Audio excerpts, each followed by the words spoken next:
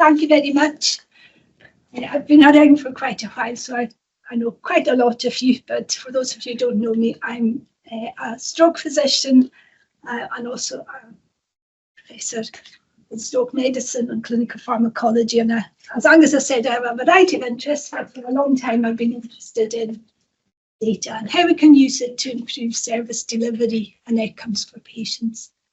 And currently I've just taken over as chair of the Scottish Stroke Care Audit, which has been quite useful for giving insights into how evidence is perceived within by policymakers and so on. And hopefully we can improve things in the future by banging the drum a bit louder.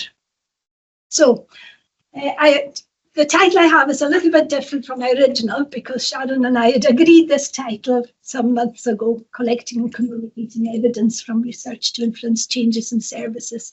So I've tried to focus on that, but I'm going to keep this quite clinical as well, because I think it's important to remember why we're doing it and who we're trying to benefit.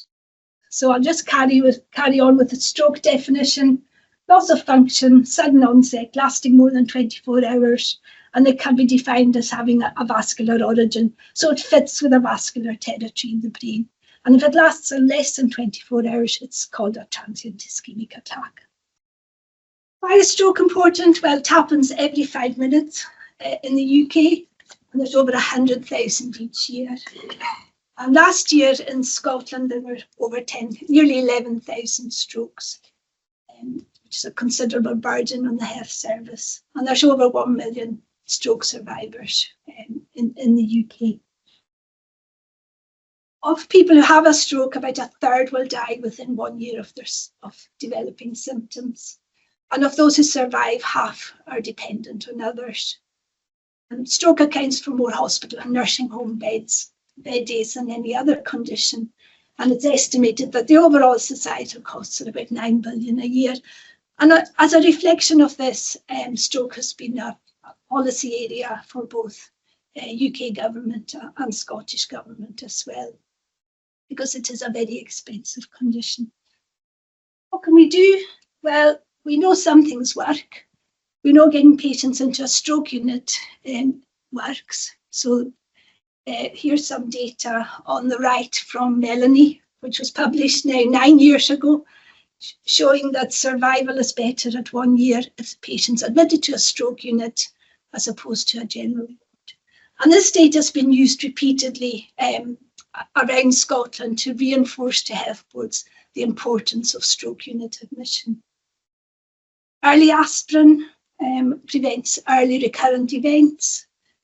And something as simple as a swallow screen or not giving somebody a digestive and a cup of tea in A&E and they're unable to swallow properly is important to prevent pneumonia and improve outcomes. And you may think that won't happen, but it happened last week on our wards and somebody had a pneumonia caused by a digestive. So it's a very important point. And then in terms of secondary prevention, we know that statins and blood pressure lowering work to reduce recurrent events and anticoagulation for atrial fibrillation. Why are stroke units important? Why should where you are in the hospital matter? Well, I mentioned swallowing. About 50% of patients when they come in will have some degree of impaired swallow. Stroke units will think about secondary prevention, early aspirin, statin, blood pressure management, and the therapists are there so they can start early intensive rehab. And then the patient will have specialist nursing input as well to deal with communication issues, preventing spasticity. And importantly, about thinking about nutrition and maintaining muscle bulk and so on and so forth. And as Melanie has shown, it does make a difference to outcome at 1 year. The other thing that's important is speed. Time is brain. So when somebody has a large vessel occlusion, every minute in which it's not treated, the patient will lose almost 2 million neurons, lots of sinus, 12 kilometres of axonal fibres. So time is everything if you're thinking about intervening quickly.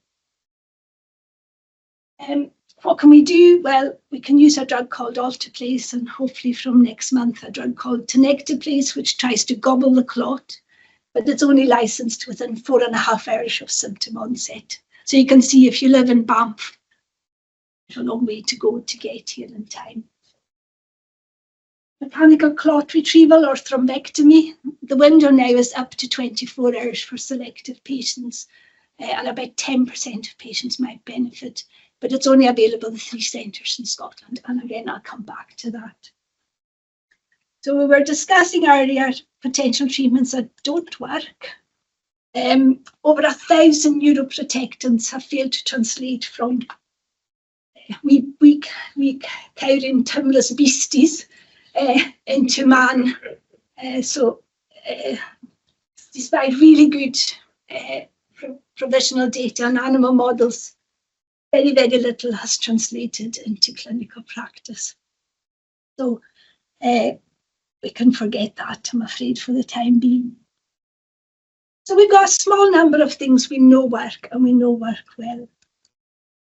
So what we need to do is make sure that we offer that to every patient who comes into hospital with a stroke in Scotland.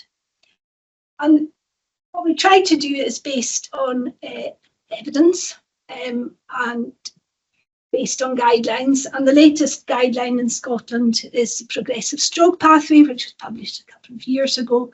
I would say our stroke standards at the moment are perhaps a little bit behind that, and it's perhaps not quite so evidence-based as, say, the SIGN guidelines were in the past, but it's certainly giving us pointers of where we should focus in terms of measuring things that will improve patient outcome. Providing evidence-based care across Scotland, you can see, is challenging given the geography. We've got small hospitals, we've got remote hospitals, we've got remote patients, we've got large conurbations with quite a bit of deprivation. So trying to provide something to everybody has its own challenges. So that's why in the early 2000s, the Scottish Stroke Care Audit was set up just to measure care. Started collecting data in 2002 and includes all hospitals managing acute care in Scotland. First published in 2005, and the purpose remains to drive improvements in stroke care for all patients in Scotland. The audit reports up to the National Advisory Committee for Stroke, which reports to the Government Minister. And data is collected by audit coordinators employed in each health board. These are generally non-clinical people who are reliant on doctors and nurses and other healthcare professionals to document things and to document things correctly. So you can imagine that the result of that is whatever we try to collect has to be simple and easy, easily measurable, so it's applicable for everybody, with clear definitions for each field, based on guidelines and evidence. And the data that's collected is reviewed with each health board each year to compare their performance against the agreed standards.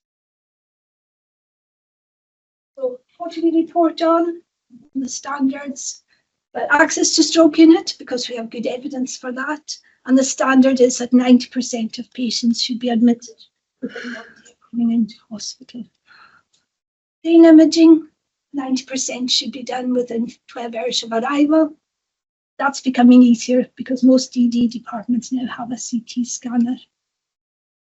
All patients should have a swallow screen within 4 hours of admission because it's an important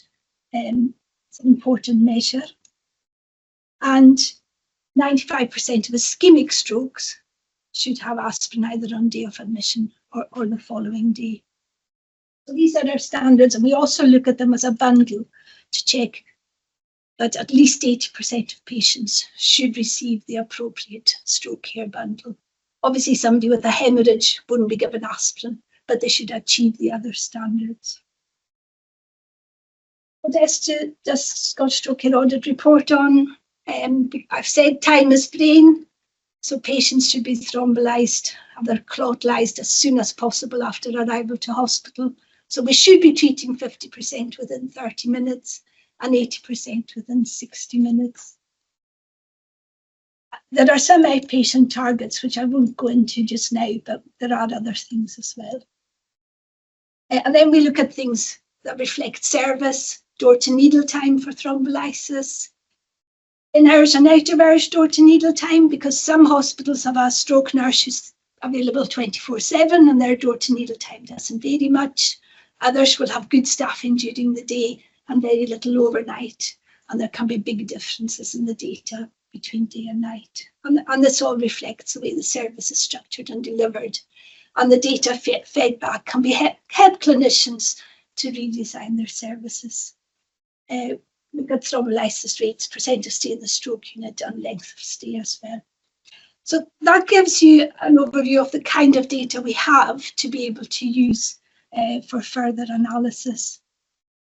The data itself is reported in an annual report, and there's an annual meeting to discuss some measures for improvement, research, etc. So this year, as I said, there were about 11,000 patients, 85% with an ischemic stroke and 13% with an intracerebral hemorrhage. Of interest, and I'll come back to this, intracerebral hemorrhage varies quite considerably between 9 and 17% across health boards. We might discuss why that might be. Numbers of patients, you can see, as with everything else, COVID impacted the numbers of strokes admitted, with a dip in 2020. Generally, people with mild strokes stayed at home, and you only came to hospital if you were so disabled that you needed to. And then there was an overshoot the following year, which may be related to secondary prevention, because we've also seen the same with intracerebral hemorrhage. And it's reflected in prescribing data from Scottish Government as well. Mentioned the bundle. How are we doing with regard to our bundle? We think we should be good. Melanie also showed not only that stroke unit reduces mortality by about 20% at 30 days and at a year, but that the swallow screen and the aspirin standard both significantly or are associated with significantly reduced mortality at 30 days and at 6 months. So good evidence there that we should be achieving these standards. If you look at performance from 2010 to 2023, you can see that we were getting better. There was a little dip in 2018 because the standard for brain imaging changed from 24 hours to 12 hours. But you can see that we're, maybe since COVID, everything's gone south, particularly admission to the stroke unit and swallow screen. So very much a focus of the visits to health boards is going to be improving stroke unit access, improving swallow screen performance to try and get the bundle up to where it should be. Or we can even try a bit on tightening some of these standards. So messages, we need to improve swallow screen and stroke unit admission. Have these changes in performance in the bundle been reflected in mortality? Well, this is data from the Scottish Stroke Statistics showing that mortality was dropping between 2013 and 2020, and the fall really has levelled off. It's not significantly different, but it has levelled off. So mortality is sort of sticking. Compare mortality in Scotland to the rest of the UK, you can see that stroke mortality is higher and has been higher pretty much since records began. And I think it's just an important reminder that if we're comparing data either nationally or internationally, we have to think about other things that might be influencing the data.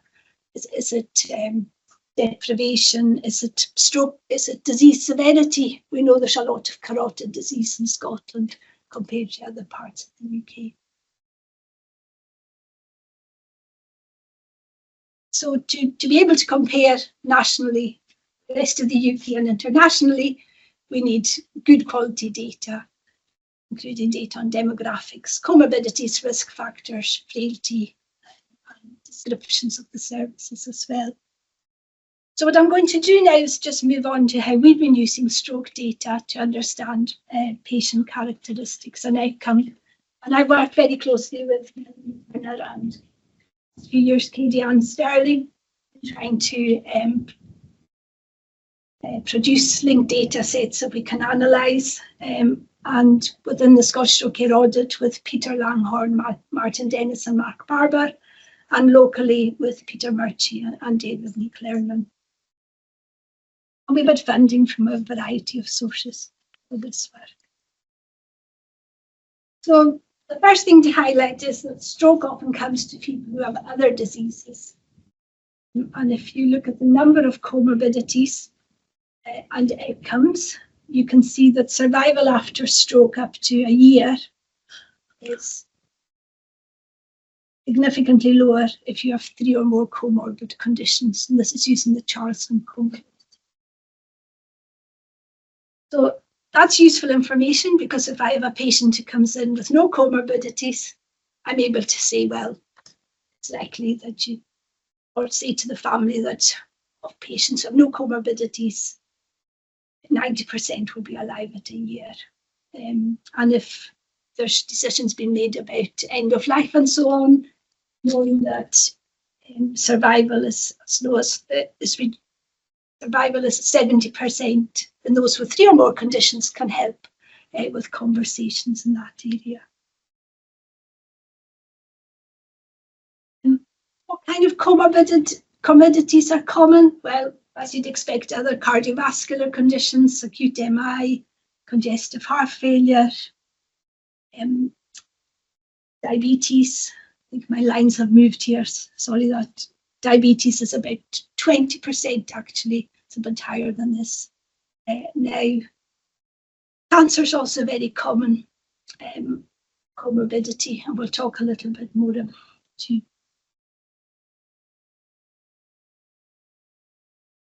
And one of the other interesting findings which we're trying to publish at the moment is Charlson comorbidity is measured over 10 years. Actually, if you look at comorbidities diagnosed in the year before stroke, you can see that there's a significant worsening of survival in those with recently diagnosed comorbidities. So 10% worse, more or less, within the year prior to stroke. So again, that's useful information for discussing with families or discussing with patients what the likely prognosis is going to be. So we come back to stroke and cancer. This came about partly because of the data we'd found around comorbidities, and also some patients that where I'd seen in the cancer ward not perhaps having their stroke treated when it wasn't that severe, and perhaps it should have been, and also patients coming into the stroke unit with a cancer diagnosis and not knowing whether to thrombolyse them, not knowing how proactive to be with their care. So we know cancer predisposes to stroke because cancer is prothrombotic, an increase in neutrophil extracellular traps, which make the blood very sticky. Chemotherapy can cause cardiotoxicity and heart failure and embolic events, and neck radiotherapy can damage the carotid arteries. And we also know that cancer may affect stroke outcomes because people think, oh, patients got cancer, there's, inverted commas, no point treating the stroke. People worry about increased risks from thrombolysis, although the literature doesn't suggest that there's a huge increase in risk for most cancers. Think about reduced rehabilitation potential, and if somebody's perhaps got a short span of life due to their cancer and they're going to need 6-8 months of stroke rehab, the decision might be, well, let's just send them home and not give them rehab because they'd rather be at home, and that might be a very reasonable decision. Increased risk of clots and an increased risk of recurrent stroke. The data so far suggests that stroke risk is highest in the first 6 months of cancer diagnosis. And we know that data from Holland suggests that patients under 50 with a stroke have a 2.5-fold increased risk of being diagnosed with a cancer in the next year compared to the non-stroke population. The rates in under 50 are so low at the moment, it's not reached a stage where you would think of it screening or anything, but we do need more information about this. So Melanie and colleagues conducted a systematic review meta-analysis, which was published a couple of years ago, confirming an increased risk of stroke, particularly with pancreatic cancer, lung and head and neck cancer, and that confirming that the risk is highest within the first 6 months of cancer diagnosis. And partly on the basis of this, we got funding from the Chief Scientist's Office to look more closely at the interactions between stroke and cancer. So if we think about what the effect of a cancer diagnosis in the year preceding stroke admission might be on stroke care and outcomes, we've done some work in this area by linking the Scottish Stroke Care Audit, the Scottish Cancer Registry, SMR01, and Scottish mortality data for the whole of Scotland. So it's a population-based study using all administrative electronic health records. The data covers essentially what we've looked at is data in stroke from January 2011 to the end of December 2018, and looked at cancer up to a year early, diagnosis up to a year earlier, and looked at outcomes up to a year after that, so to the end of December 2019.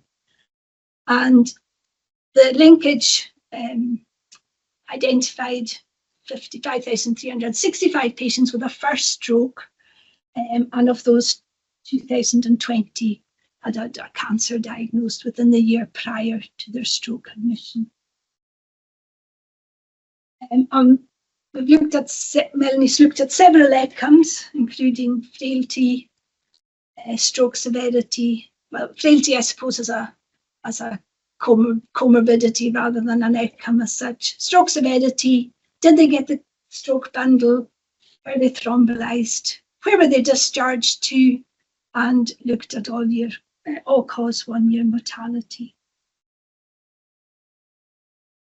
So I think the quick messages from this slide is that stroke patients with cancer tend to be a bit older, more likely to be male, more likely to have an ischemic stroke, slightly higher risk of comorbidities, and also tend to be more frail, have more moderate to severe frailty. Commonest types of cancer: lung, melanoma, colon, prostate, breast, and almost half had a diagnosis of metastatic cancer prior to their stroke admission. These are people who are significant. They're frailer. If we look at frailty, comparing stroke only on the top line to patients with stroke and cancer, you can see patients with particularly metastatic cancer are frailer, significantly frailer. They also have more severe strokes at admission than the stroke-only population. And they're less likely to get the complete stroke care bundle. So although they have more severe strokes, they're perhaps not receiving quite such good care when they do come to hospital. Now, sometimes that might be appropriate, but sometimes it may not be appropriate, and we may have to work at changing perceptions of how we might benefit these patients. They're also less likely to be thrombolyzed, and I've said to you that particularly in stroke with no known metastases, thrombolysis is probably safe in most patients, but yet I think people are just too anxious to give them thrombolysis. So again, we may have to do a bit of work in this area and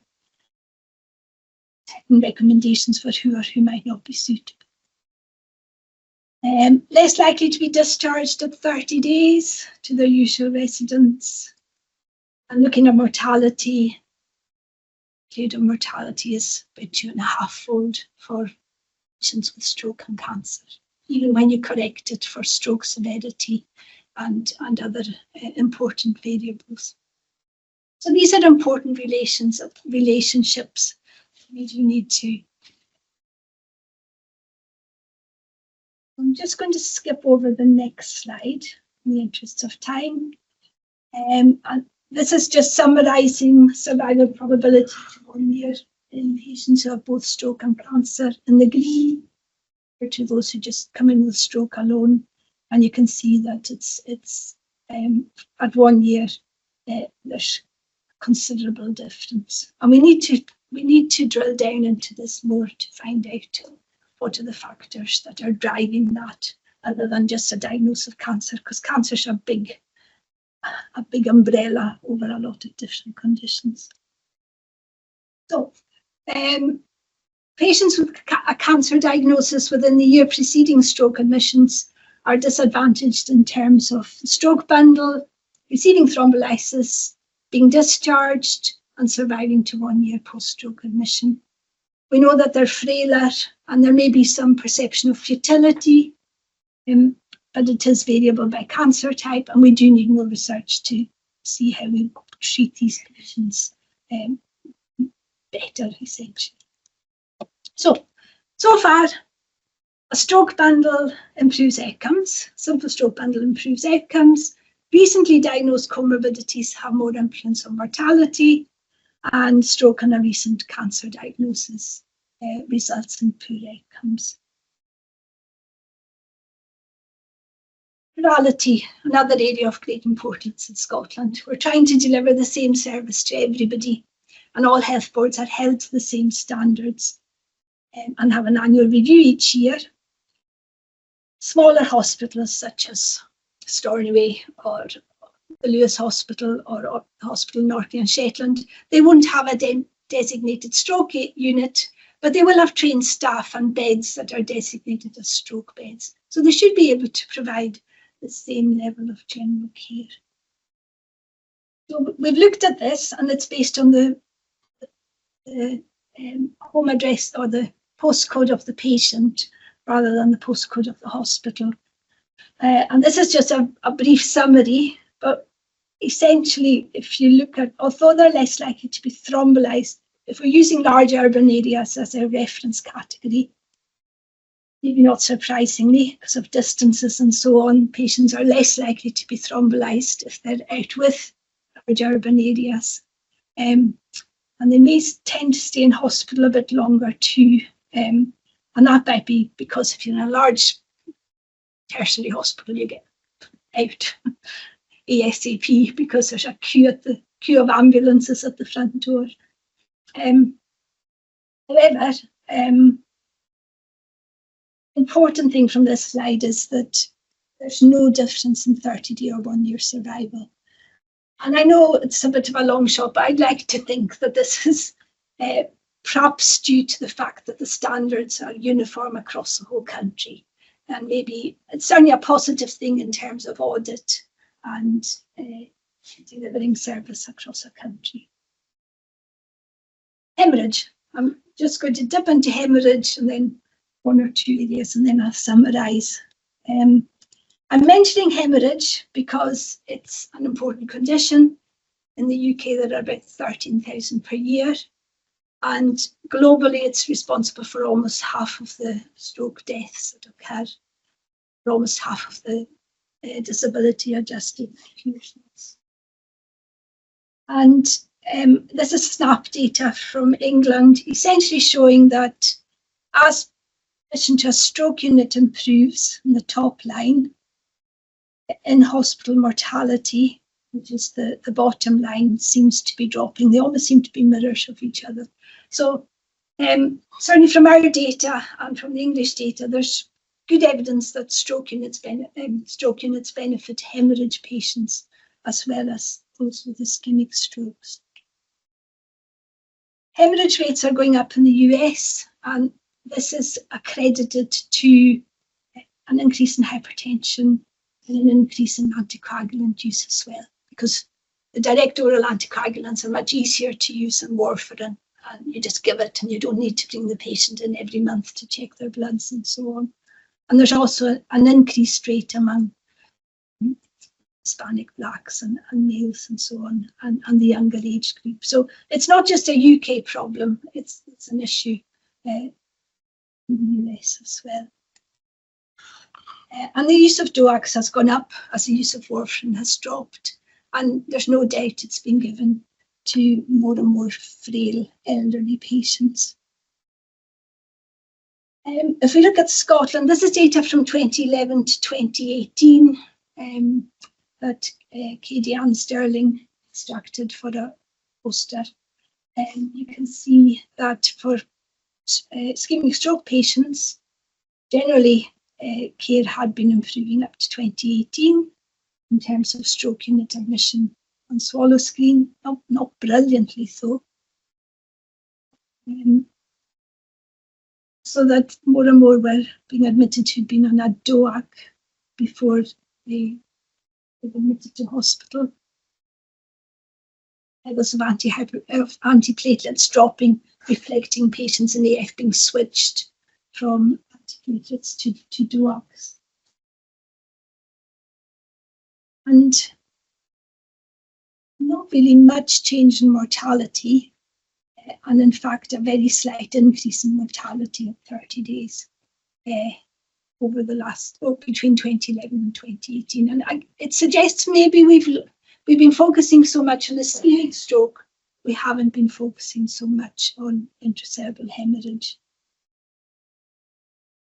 This is Grampian data from Scottish Stroke Care Audit, and it's quite concerning because the percentage of patients admitted with ICH has increased from about 13% in the early 20-teens up to over 17% since 2021.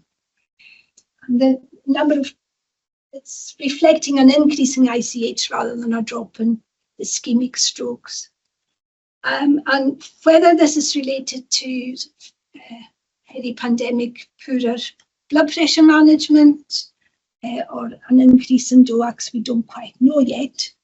But on the basis of this data, we've produced a guideline for initial management of intracerebral hemorrhage to try and improve management and outcomes right from when the patient hits the front door of the hospital. So we've been able to use that data to drive change in protocol in a local setting as well. I'm just going to very briefly mention thrombectomy and then I'll skip a few slides. And the reason I'm mentioning thrombectomy is at the moment we don't have standards for thrombectomy. Thrombectomy means going in through the groin or through the arm and inserting a catheter up into the brain and pulling out the clot. And it obviously has to be done with people with the correct expertise. And if anybody wants to retrain as a neurointerventional radiologist, they'll be snapped up right away. And there's now a huge amount of evidence that it doubles the number of patients walking out of hospital, significantly reduces disability. Unfortunately, we're way behind the curve in Scotland. There are 3 services in Dundee, Glasgow and Edinburgh, and only 1% of ischemic strokes. And we've said about 10% might be suitable. Only about 1% had the procedure last year. And the question at the moment is which data to collect, even before you start thinking of looking at outcomes and so on. We know that carotid disease is worse, particularly in some areas of Scotland.